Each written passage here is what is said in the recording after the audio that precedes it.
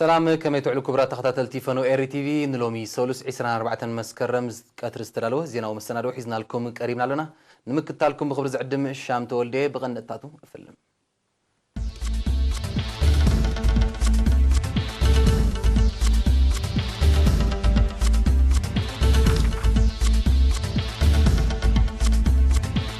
መንግስት ኤርትራ ንጸጥታን ርጋትን ቀይሕ ባህር ዝምልከት መግለጽ ያውጽዩ አብሳዋ ባህላው ውርሻን መነትን ዘተኮረ ሰሚናር ተኻይዱ አማሕዳር ዘዋዕን ሰባ ምስ ነበርቲ ዕላ ብርዕዳ ብሕርሻውን ህንጻው መደባት ልምዓት ዘትዩ ብሪጣንያ ጀርመንን ፈረንሳን በቲ ኣብ ልዕሊ መጻሪ ነዳዲ ስዑድያ ዝተፈጸመ መጥቃዕትን ኢራን ከሰሰ ኣብ ምንዳፍ ሓድሽ ቋም ሶርያ ትነጥፍ ኮሚቴ ተመስሪታ ርክብ ወከልቲ ኣሜሪካን ሰሜን ኮርያን ኣብ ቀረባ መጻኢ ክጅምር ከም ዝፍትሕ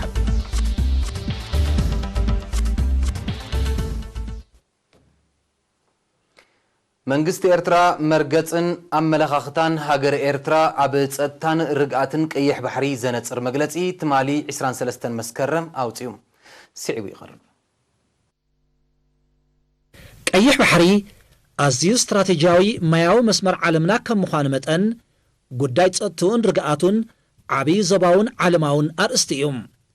ነተን መዳውብቲ ዝባሕሪ ዝኾነ ሃገራት ከዓ ዝያዳ ኣገዳሲ እዩ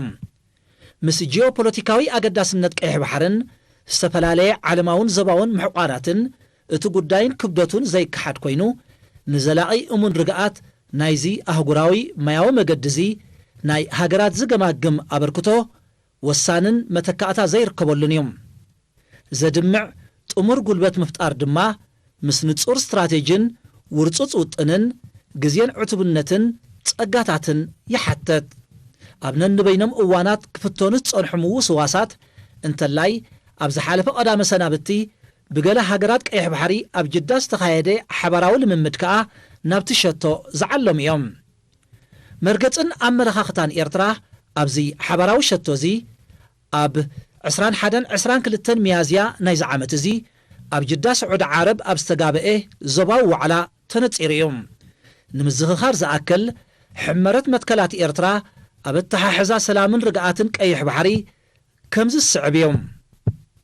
ቀዳማይ ህልው ኩነታት ቀይሕ ባህርን ላቒባታቱን ብኹሉ መኣዝናቱን ማዕዶታቱን ብዘይ ዝኾነ ዘውጊ ምግምጋም ካልኣይ ክውቅዑ ወይ ክጭበጡ ዝድለዩ ወይ ዘለዎም ዕላማታትን ሸቶታትን ምንጻር ሳልሳይ ስግኣታት ሰላምን ርግኣትን ቀይሕ ባህሪ ብደቂቕ ምልላይ ምክዋም ምኽታይ رابعي ኣብ ሃናጺ ዕላማታትን ሸቶታትን ዘብጽሕ ስትራቴጂ ምቕያስ ሓምሻይ ማዕረማዕረታ ኣወንታ ስግኣታት መመከትን መእለይን ስትራቴጂ ምቕያስ ሻድሻይ ንኽልትዩ ስትራቴጂታት ኣጣሚሩ ከተግብር ዝኽእል ዝርዝራዊ ውጥናት ምርቃ ሻውዓይ ናይ ትግባራ ኣወዳድባ ወይ ሜካኒዝም ምውቃርን ጸጋታት ምጉስጓስን ሻሙናይ ኩሉ ዝግበር ኣወዳድባን መዋቕራትን ልኡላውነትን ኣህጉራዊ ሕግን ከም ዝምእዘዝ ምርግጋጽ ተሽዓይ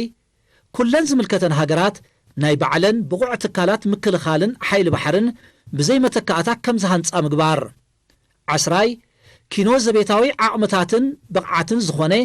ብሓበራዊ ዓቕሚ ወይ ሲነርጂ ከም ዝሽፈን ምግባር መበል 11 ኩለን ዝምልከተን ሃገራት ልዕሊ ሓበራዊ ዓቕመን ንዝኾነ ወይ ናይ ወፃኢ ምትሕግጋዝ ኣብ ዘድልዮ ተልእኾ ወይ ዕማም ብሓባር ብዝሰማማዓሉ መሰረት ምስ ፈቓደኛታት ናይ ምትሕብባር ሕጋዊ ባይታ ፈጢረን ክሰርሓ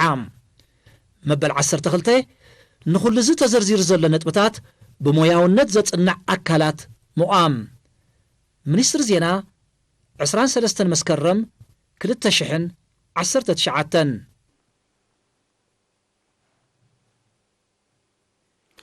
ኮሚሽን ባህልን ስፖርትን ኤርትራ ንተምሃሮ አባላት መበል 33 ዙርያ ሀገራዊ አገልግሎት መምህራን ቤት ትምህርት ዋርሳይ ከአሎን አባላት ማዕከል ሙያው ስልጠናን ኣብ ባህላዊ ውርሻን መንነትን ዘተኮረ ሰሚናር ወዲቡም ወኪል ኤሪና ሙሴ ኪዳንን ዘዳለው ዜናው ጸብጻብ ሊድያ ተኽለማርያም ካብ ኮሚሽን ባህልን ስፖርትን ኤርትራ ዶክተር ጸጋይ መሪን ንተምሃሮ አባላት መበል 33 ዙርያ ሀገራዊ አገልግሎት መምህራን ቤት ትምህርት ዋርሳይ ከአሎን አባላት ማዕከል ሙያዊ ስልጠናን ኣብ ባህላዊ ውርሻን መንነትን ዘተኮረ ሰሚናር ሂቦም ኣብቲ ብ21-22 መስከረም ዝተኻየደ ሰሚናር ዶክተር ጸጋይ ክብርታት ቅርስታት ብሂላት ሓሳባት እምነታት ያታታት ወግዕታት በዓላት ሕግታት ጽውጽዋያት ታሪኽን ጥበባትን መግለጽን መለለይን ባህላዊ መንነት ናይ ሓደ ሕብረተሰብ ምዃኖም ብሰፊሑ ገሊጾም እቲ ቀንዲ ክንሕዞ ዝግባአና ከም መልእኽቲ እንታይ እዩ ውርሻና እዞም ውርሻ ህዝዮም ኩሎም መሰረት ናይ መንነትና እዮም ንሕና መን ኢኻ ነፍሲ ወከፍ ሰብ ውፅኢት ናይ ዜና እቲ ብዙሕነትና ወይ ከዓ ናይ ብሄራት ብሕዝነትና ጠሚርዎ ዘሎ ባህላዊ ውርሻ ዝጭበጥን ዘይጭበጥን ኩሉ ንመንነትና ዝኹልዕ ስለ ዝኾነ ውፅኢት ናቱ ስለ ዝኾነ እቶም ውሕዳት ከም ህዝቢ ንሕና ፊደላት ዘለና ኣብዚ ኣህጉር ኣፍሪካን ኣብ ዓለምን ንሕና ኢና ስለዚ ፊደላትና መሰረት ናይ ቋንቋና ስለ ዝኾነ ካብቲ ጽሑፋዊ ስታይ ዝብገስካ ስለ ዝኾነ ነዚ ቋንቋ እዚ ልዕሊ ካልእ ቋንቋታት ምዃኑ ክንኣምን ክንክእል ኣለና ኣብ ወሽመጥ ዙላ ገማግም ቀይሕ ባሕሪ ኤርትራ ካብ 125,000 ዓመታት ዘቑፀረ ኣሰረ ወዲ ሰብ ከም ዝተረኽበ ካብ 5,000 ክሳብ 2,000 ዓመት ቅድሚ ልደተ ክርስቶስ ዝዝርግሑ ናይ ኣኻውሕ ቅብኣታትን ውቕሮታትን ድማ ኣብ ከባቢታት ዓዲ ቀይሕ ጾሮና ማይ ዓይኒ ጋላነፍሒ ናቕፋ ቅሮራ ኣስማጥ ማዕበለን ካልኦትን ከም ዘሎ ዝሓበረ ዶክተር ጸጋይ እዚ ብግቡእ ተጸኒዑ ክስነድ ክዕቀብን ኩሉ ዜጋ ከም ዝፈልጦ ንምግባርን ይስራሕ ከም ዘሎ ኣረድዮም መኸተን ሓርበኝነትን ኤርትራዊ ባህሊ ስለ ዝኾነ ኣካል መንነትናን ፍሉይነትናን እዩ ዝበለን ኣብነታት ዘቕረበን ዶክተር ጸጋይ ናብቲ ዝተፈላለያ ሃገራት ዝተወስዱ ባህላዊ ውርሻታትና ንምምላስ ተወሳኺ ጻዕሪ ከም ዝሕተት ብምጥቃስ መንነትና ባህልናን ታሪኽናን ንምብራዝ ንዝካየድ ፈተነታት ኩሉ ዜጋ ብንቕሓት ክምክቶ ተላብዮም መንነትካ ምዕቃብ ማለት ኪኖቲ መንነት ጥራይ ምዃኑ ቱሪዝማዊ መኽሰብ ኣለዎ ከም ህዝቢ እውን ናይ ቀጻልነት ሕቶ ስለ ዝኾነ ውርሻኻ ምዕቃብ ማለት ቀጻልነትካ መውሓስ እዩ ስለዚ ስለንታይ ናትካ ህላውነት ኣብ ምልክት ሕቶት ኢኻ ህላውነት ናይ ካልኦት ከተረጋግጽ ፈትን ብመንጽር ዝሰራሕናዮም ብመንጽር መንነትና ዝኸልዕናዮን ካብ ካልእ ክንወስድ ዲና ኣይንወስድን ብኸመይ ይልካዕ ማለት እዩ ግን ንኻልእ ክንመስል ግዜ ነጥፋሉ የብልናን ኣዛዚ ማእከል ስልጠና ሃገራዊ ኣገልግሎት ኮሎኔል ደበሳይ ጊደብ ወገኑ ኤርትራ ብባህላዊ ውርሻታትን ታሪኽን ሃብታም ስለ ዝኾነት ነዚ ንምዕቃብ ንቕሓት ወሳኒ ስለ ዝኾነ ዜጋታት ብሓፈሻ መንእስያት ድማ ብፍላይ ዕቱባት ክኾኑ ተላብዮም ተሳተፍቲ ድማ ረቀቕቲ ባህላዊ ውርሻታትና ኣቓልቦ ክወሃቦም ፍሉይነት ዘለዎም ባህላውን ታሪኻውን ውርሻታትና ኣብ ዓለማዊ መዝገብ ንምስፋሮም ክስራሕ ታሪኽናን ባህልናን ኣብ መባእታዊ ኣካደሚያዊ ትምህርቲ ክተኣታቶ ናብ ካልኦት ሃገራት ዝገዓዙ ባህላዊ ውርሻታትና ንምምላሶም ዝግበር ጸዓይ ክድፋኣሉ ዝብሉ ርእቶታት ኣቕሪቦም ኣብ መግዛእቲ ከለና ኣብ ከም ሃገር ከይቆምና እንከለና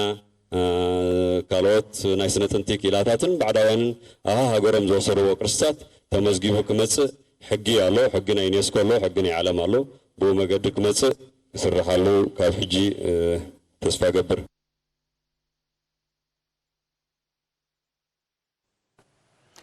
ኣመሓዳሪ ዞባ ዓንሰባ ኣቶ ዓሊ ማሕሙድ ብ19 መስከረም ምስ ወከልቲ ህዝቢ ንኡስ ዞባ ዒላ በልዕድ ኣብ ኣድማዕነት ተግባር ሕርሻውን ህንፃውን መደባት ልምዓት ዘትዩም ምስ ምጅማር ዓመተ ትምህርቲ 2019-2020 ወለዲ ዕድምኡ ንትምህርቲ ዝኣኸለ ውላዶም ናብ ማእዲ ትምህርቲ ክልእኹ ዘዘኻኸረ ኣቶ ዓሊ ምጥርናፍ መሰረት ምዕባለ ስለ ዝኾነ ፋሒሉ ዝነብር ዘሎ ህዝቢ ብዝቐልጠፈ ተጠርኒፉ ተረባሒ መሰረታዊ ማሕበራዊ ኣገልግሎታት ክኸውን ኣዘኻኺሩም ኣኼበኛታት ብወገኖም ጽርግያ ባልዋ ኢራ ብውሕጅ እናተባሕጎገ ልዕሊ ዓቕሚ ህዝቢ ይኸውን ስለ ዘሎ ናይ ማሽነሪ ሓገዝ ክግበረሎም መስርሕ ህንፀት ኣባይቲ ኣብ ሓውሲ ከተማ ኤደን ክቀላጠፍ ምጥርናፍ ዓድታት እኹል መጽናዕቲ ብምክያድ ክድፍኣሉ ታሪፍ ኣገልግሎት መጓዓዝያ ምቁጻር ክግበረሉ ውሕስነት ማይ ከባቢ እድርባ ፍታሕ ክናደየሉ ዝብልን ካልእን ርእቶታት ኣቕሪቦም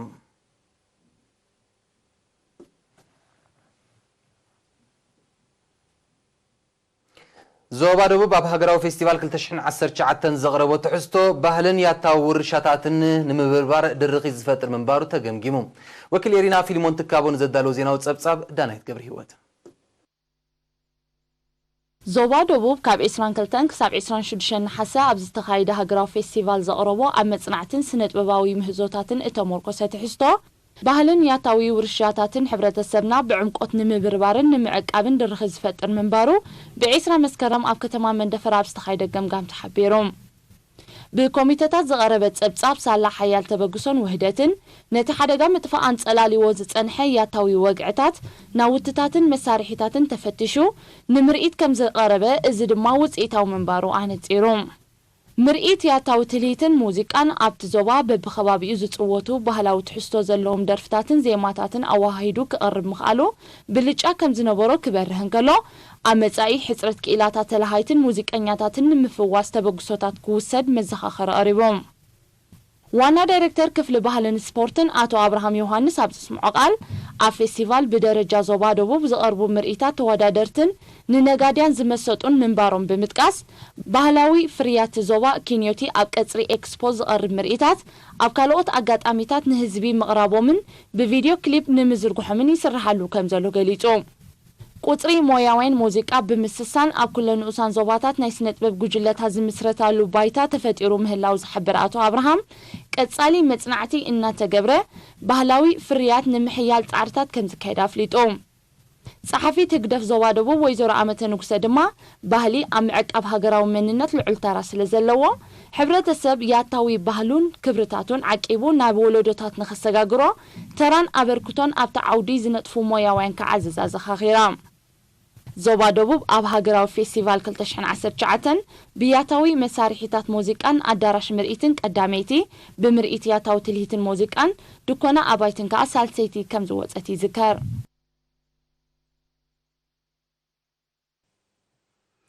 ማሕበረኮም ኤርትራውያን ነበርቲ ግዝኣት ሚነሶታ ሕብራት መንግስታት ኣሜሪካ ዋጋ $45,000 ናውቲ ሕክምና ንሚኒስትሪ ጥዕና ብሓገዝ ኣረኪቦም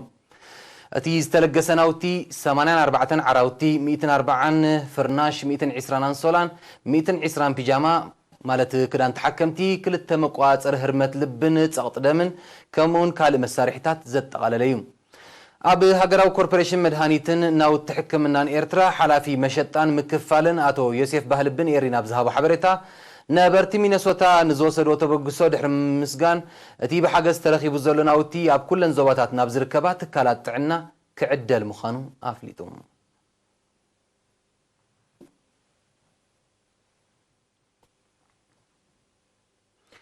ኣብ ኣግራዕ ንኡስ ዞባ ናቕፋ ተደኪና ትርከብ መደበር ጥዕና ነፍሰ ጾራት ብቐረባ ኩነታት ጥዕናን ክከታተላን ሞያዊ ሓገዝ ክረኽባን ልዑል ኣስተዋጽኦ ትገብር ከም ዘላ ነበርቲ ገሊፀን እታ መደበር ጥዕና ጎኒ ጎኒ ትህቦ ኣገልግሎት ኣፍልጦ ሕብረተሰብ ኣብ ዘመናዊ ሕክምና ንምብራኽ እውን ኣስተምህሮታት ከም እትውድብ ዝሓበራተን ወሃብቲ ርእይቶ ከም ውፅኢቱ ተርእዮ ሕማማትን ኣብ እዋን ጥንስን ሕርስን ዘጋጥም ዝነበረ ሞት ኣደን ዕሸልን እናነከየ ከም ዝመፀ ኣብርሄን ንዝያዳ ውሕስነት ድማ ኣብታ መደበር ጥዕና መጸበይ ነፍሰ ጾራት ዝስርሓሉ ኩነታት ክፍጠር ኣዘኻኺረን ሎሚ ብሰንኪ ስእነት ሕክምና እትሓልፍ ህይወት የላን ዝበላ ኣብታ መደበር ዝተገላገላ ኣዴታት ብወገነን ህፃናትን ቆልዑውን ኣብ ግዜኦም ክታበት ይረኽቡ ስለ ዘለው ጥዕንኦም ሕልው ከም ዝኾነ ብምሕባር ብሞያን ዝግበረለን ሓልዮትን ናብዮትን ምስጋና ኣቕሪበን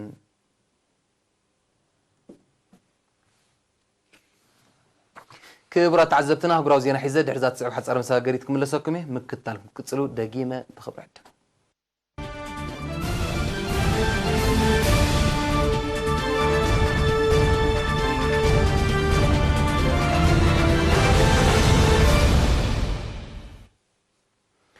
بريطانيا جرمن فرنسان ب14 مسكرم ኣብ ልዕሊ መጻሪ ነዳዲ سعوديا ዝተፈጸመ መጥቃዕቲ ኢራን ከም ዘካየደቶ ብምግላጽ ኣሜሪካ ኣብ ልዕሊ ሃገር ንዘቕረበቶ ክሲ ደጊፈን ሰለስቲያን ሃገራት ነዚ ዝሓበራ ጎኒ ጎንቲ ኣብ ከተማ ኒውዮርክ ዝቃናዕ ዘሎ ኣኼባ ሓፈሻዊ ባይቶ ሕብራት ሃገራት መራሕተን ብ23 መስከረም ድሕሪ ዘካየድዎ ርክብ ኣብ ዘውፅዎ ሓበራዊ መግለጺ እዩ ቀዳማይ ሚኒስተር ቦሪስ ጆንሰን ቻንስለር አንጌላ መርከልን ፕሬዚደንት ኢማኑኤል ማክሮንን ኣብ መግለጺኦም ኢራን ተጸባእ ስጉምታት ካብ ሙሳድ ተሓይባ ናብ ናይ ዘተ ጠረጴዛ ክትምለስ ከምኡውን ብዛዕባ ኒውክለሳዊ መደባታን ዞባዊ ጸጥታዊ ጉዳያትን ምስ ሓያላን ሃገራት ሓድሽ ስምምዕ ንምብጻሕ ክፉትነት ከተርኢ ጸዊዖም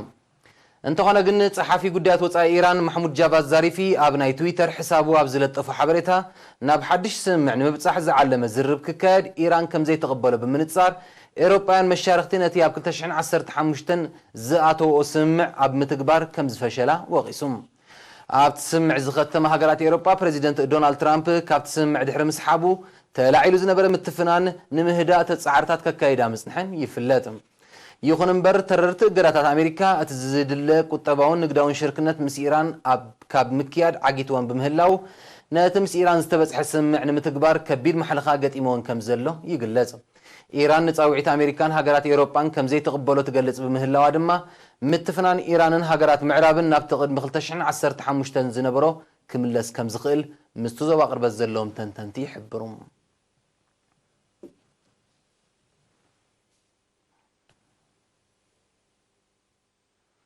ሻም ናይ ዓመቱ ኣቕፂሩ ዘሎ ግጭት ሶርያ ፖለቲካዊ ማዓልቦ ክረክብ ጻዕርታት ክካየድ ድሕሪ ምጽናሕ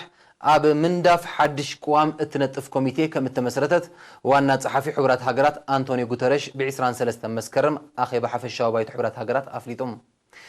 እታ ኮሚቴ ኣብ ጀኔቫ ስዊዘርላንድ ብዝርከብ ጨንፈር ሕቡራት ሃገራት ተደጊፋ ስርሓ ከተሳልጥ ምዃና ዝሓበረ ሚስተር ጉተረሽ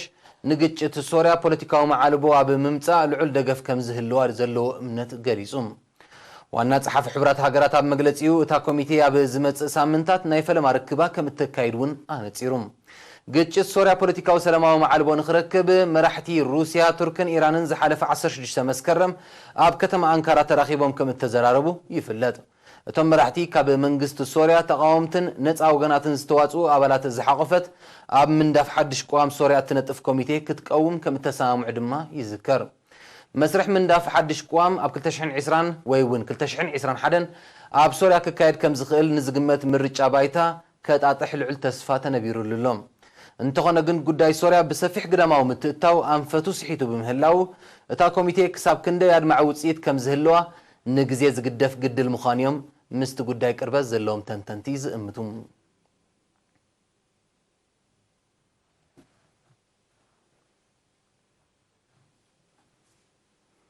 ካብ ኒክለሳዊ ህላወ ነፃ ዝኾነ ዞባ ሓውሲ ደሴት ኮርያ ንምርጋጽ ዝዓለመ ርክብ ላዕለዎት ወከልቲ ኣሜሪካን ሰሜን ኮርያን ኣብ ዝመጽእ 2 ወይ 3 ሳምንታት ክጅምር ከም ዝኽእል ሰብ መዝጸታ ደቡብ ኮርያ ሓቢሮም። ብዘይካዚ ኣብ መንጎ ፕሬዚደንት ኣሜሪካ ዶናልድ ትራምፕን ፕሬዚደንት ሰሜን ኮርያ ኪም ጆንግ ኡንን ራብዓይ ቀጥታዊ ርክብ ኣብዚ ዓመት እዚ ክካየድ ልዑል ተኽእሎታት ከም ዘሎ ኣሚቶም።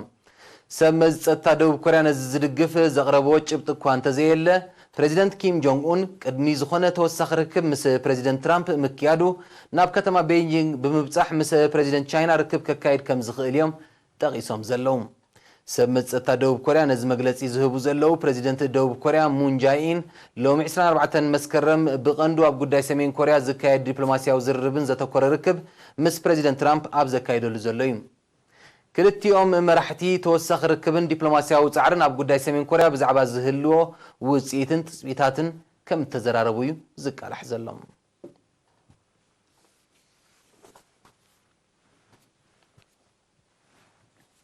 ነስዓት ዝተዳለወ ዜናዊ መሰናዶ ኣብ ዝተዛዚሙሎ ዝቕጽል ፈኖ ኤሪቲቭ ክትከታተሉ ዕድም ብሩኽ መዓልቲ እዩ።